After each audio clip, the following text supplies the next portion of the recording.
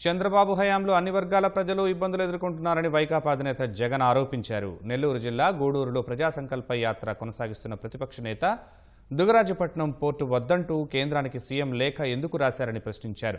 ప్రత్యేక హోదాను విస్మరించడం సహా ఇలాంటి చర్యల వల్ల యువత ఉపాధి అవకాశాలు కోల్పోతున్నారని విమర్శించారు. ఇదే చంద్రబాబు నాయుడు గారు ముఖ్యమంత్రి కాకమునుపు మనము రేషన్ షాపులకు బియ్యం కోసం పోయినప్పుడు రేషన్ షాపుల్లో మనకు బియ్యం కాక ఏమేమి దొరికేటివి?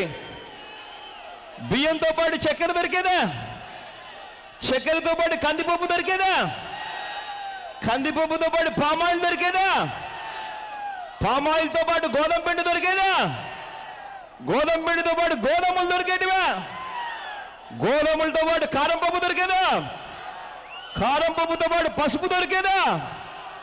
పసుపుతో పాటు ఉప్పు దొరికేదా? ఉప్పుతో పాటు చింతపండు దొరికేదా? చింతపండుతో పాటు కిరోసిన్ దొరికేదా? దొరికేటివే కాదా? దొరికేటివే కాదా అన్న? దొరికేటివే కాదా అన్న? దొరికేటివే కాదా అన్న?